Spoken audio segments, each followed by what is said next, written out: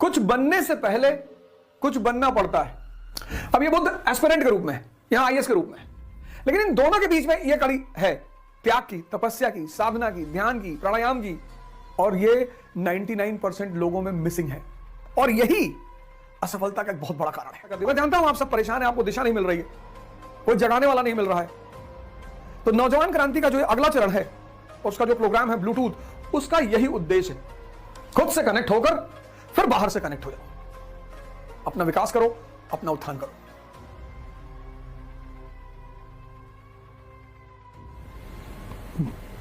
जय हिंद फ्रेंड्स,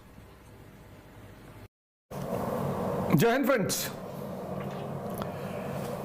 बहुत सारे लोगों को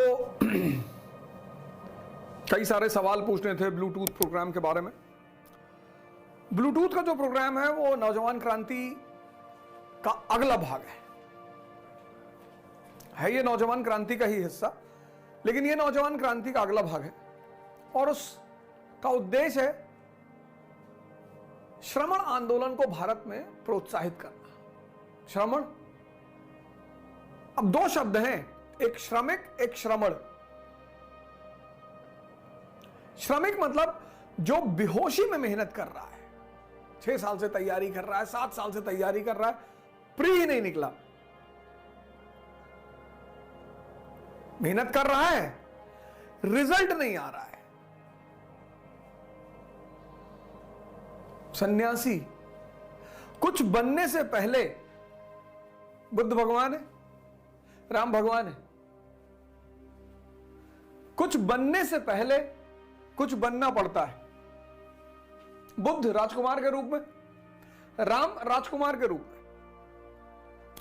राजकुमार से भगवान की जो दूरी इन लोगों ने तय की, उसके बीच में यह है, यही था भारत का सन्यासी आंदोलन, यही था भारत की जान।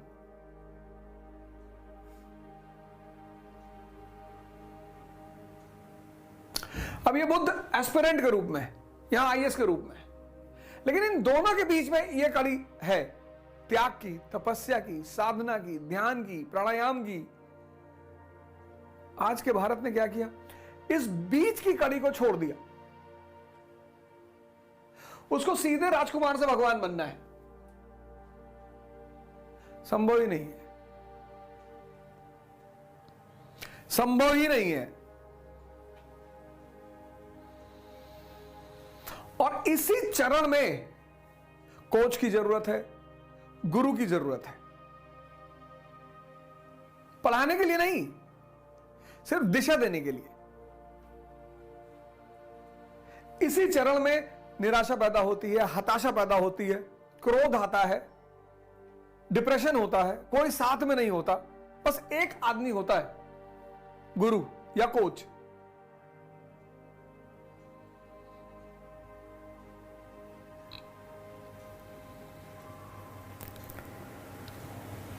इस फोटो पर विचार करिएगा।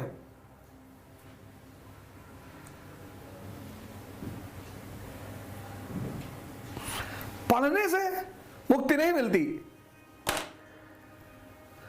पर एक आश्रम था संत महात्माओं का, कई सारे सिद्ध महापुरुष वहां रहते थे। तो उस आश्रम के एक पेड़ पे तोतों का एक परिवार भी रहता था। तो उसमें से तोता बड़ा क्यूरियस होता था, महात्माओं को देखकर देखता रहता था, मंत्र पढ़ते सुनता रहता था। बहुत सारे मंत्र उसने खुद ही याद कर लिए। महामृत्युंजय का जाप करने लगा, गायत्री मंत्र पढ़ने लगा, गीता के कई श्लोक याद कर लिए।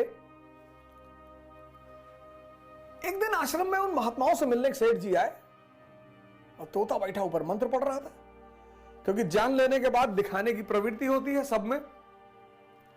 सेठ जी ने कहा, पकड़वाओ यार, तोता बड़ा शानदार है। तोता पकड़वा लिया गया। तोता पहुंच गया पिंजरे में।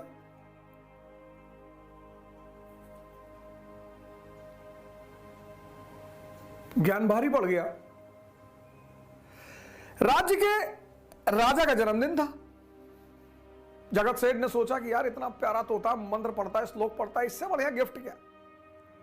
उन्होंने तोता को ले आके दे दिया राजा को। राजा ने तोता को सोने के पिंजरे में रख दिया। ज्ञान अगर सही दिशा में ना हो तो बंधन बन जाए, कारावास, दर्द।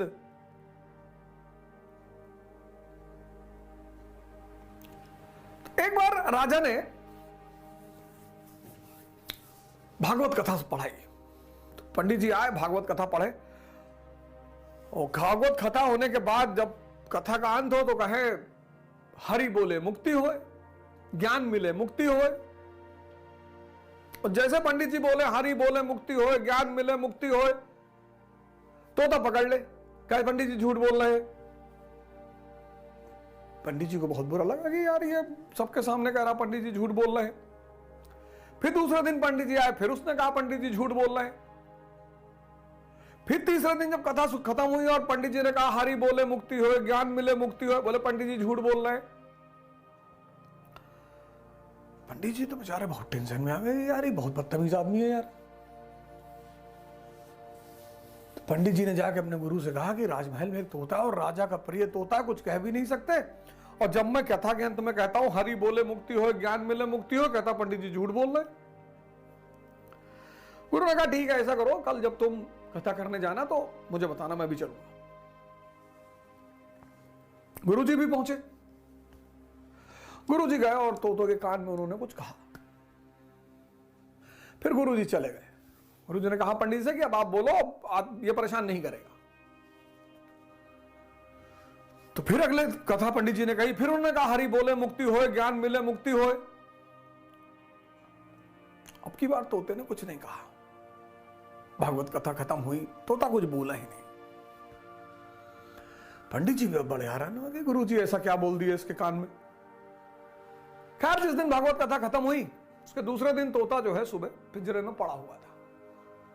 देखा लोगों ने, हिलाया डुलाया, हिला ही नहीं। लोगों को लगा मर गया।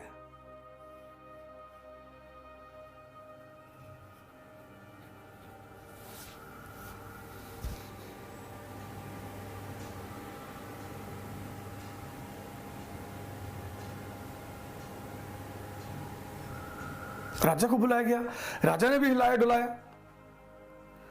तो राजा ने कहा भैया इसे ले आकर बाहर छोड़ा। जैसे ही बाहर छोड़ा वो ओढ़ के पेड़ पे पहुंच गया।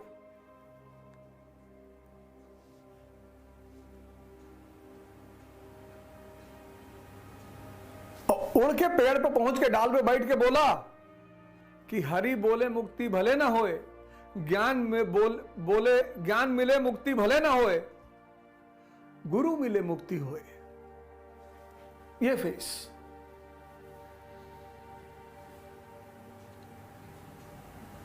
कुछ बनने से पहले कुछ बनना पड़ता है। ये सन्यासी, सन्यासी मतलब घर छोड़कर भागने वाला नहीं। डिसिप्लिन, प्रायोरिटी, गोल। और ये 99% लोगों में मिसिंग है, और यही असफलता का एक बहुत बड़ा कारण है। पढ़ने लिखने से आप हवाई जहाज में ट्रेवल करो, सबसे ज्यादा पढ़े लिखे लोग वहीं बैठते हैं, और वो बेचारी एयर होस्टेस कितनी बार बोलती है open the window, close the tray table, straighten your chair, seat belt लगाओ। फिर बाद में आके सबको सीट बाय सीट बोलती है कि please sir close your tray table. सबसे पढ़े लिखे लोग वहां बैठते हैं। फिर प्लेन लैंड किया, जैसे ही लैंड करके रनवे पे पहुंचा, कई लोग खड़े होते कि भैया, वो चिल्लाती रहती sir please sir please sir please. अरे सर को समझ में आए तब तो। मैं तो हमेशा कहता हूं कि इंडियन प्लेन्स में एयर होस्टेस नहीं होनी चाहिए, बाउंसर्स होने चाहिए। खड़े हुआ मारा बड़ाक से 4 फुट नीचे।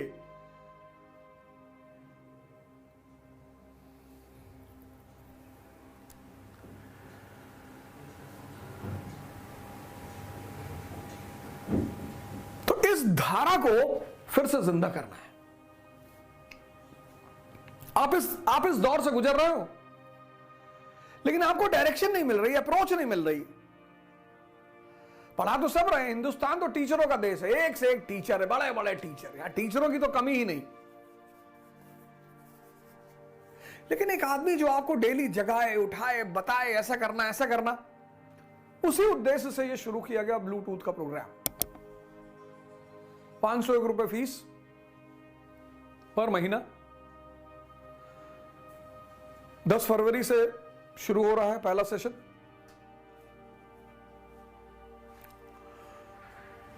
जिन लोगों ने 10 फरवरी तक एडमिशन ले लेंगे, 11 फरवरी के बाद जो एंटर करेगा उसको 1100 रुपए देना पड़ेगा। 6 महीने बाद फीस बढ़ जाएगी और 1 साल बाद इस प्रोग्राम का पूरा स्वरूप बदल जाएगा। 4 दिन क्लास चलेगी हर सप्ताह में। मैंने पिछली बार भी कहा था मैं दिल्ली में नहीं रहूंगा, प्रोग्राम नहीं होगा। अब ऐसा नहीं कि मैं 2 महीने दिल्ली में ही नहीं हूं, तो खैर हर जगह लगभग कैमरा और स्टूडियो की व्यवस्था है। और प्रोग्राम की सबसे खास बात यह है कि प्रोग्राम सुबह 5 बजे से होगा, 5 to 7। 1 घंटा ध्यान योग और 1 घंटा क्लास पर डे। मैं आपको बताऊंगा आज क्या करना है, आज क्या शेड्यूल बनानी है, आज कैसे करना है। मतलब ये पूरे प्रोग्राम का ऑब्जेक्टिव है डायरेक्शन और अप्रोच।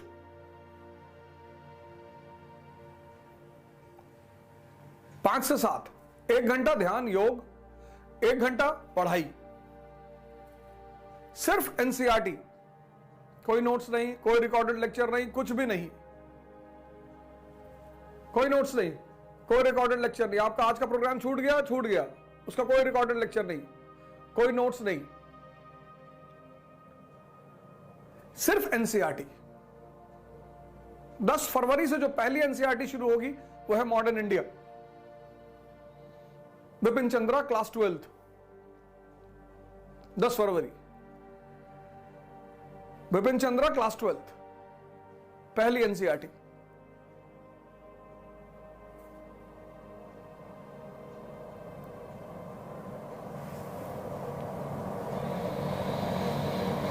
ये पूरा था प्रोग्राम का स्वरूप। सुन लीजिए टर्म एंड कंडीशन, फिर एडमिशन लीजिएगा। डायरेक्शन और अप्रोच के केंद्रित है ये प्रोग्राम, सिर्फ डायरेक्शन और अप्रोच।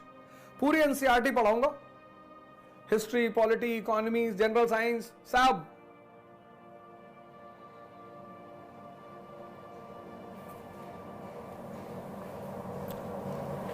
कोई नोट्स नहीं मिलेगा, कोई रिकॉर्डेड लेक्चर नहीं मिलेगा। 5 से 7 प्रोग्राम होगा। सुबह 5 बजे, 5 से 6 योग और ध्यान, 6 से 7 क्लास।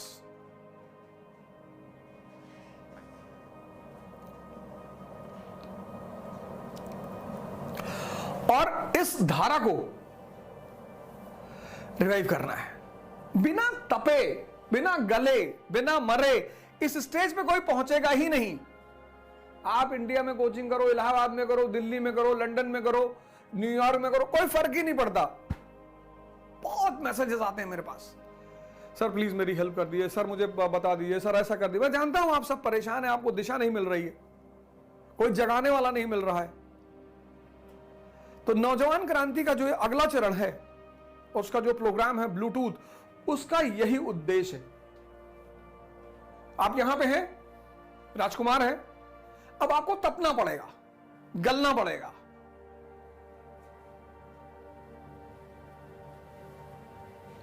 और योग और ध्यान का जो प्रोग्राम है वो 7 दिन चलेगा।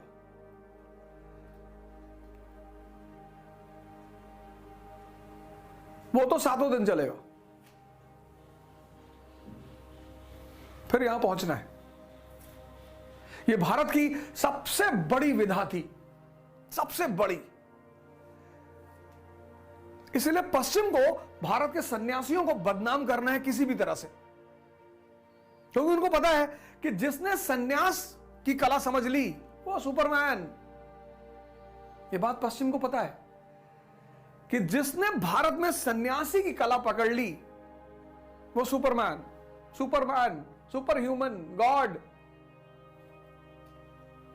तो उन्होंने कहा कि इस विधा को डिस्टर्ब करो, लोगों को दिग्भ्रमित करो।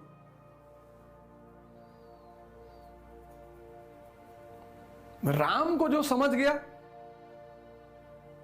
वो भगवान हो गया, महर्षि वाल्मीकि। इसीलिए तो आजकल रामचरितमानस पे बड़ा बवाल है।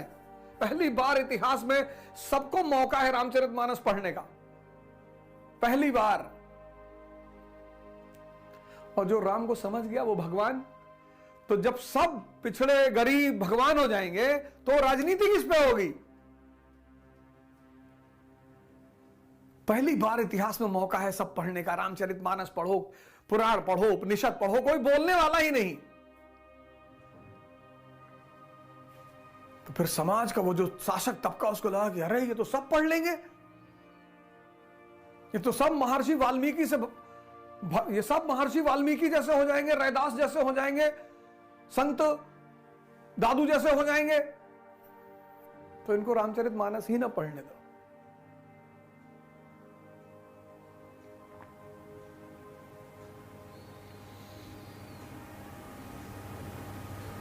ये है नौजवान क्रांति 2.0 का मेन प्रोग्राम ब्लूटूथ।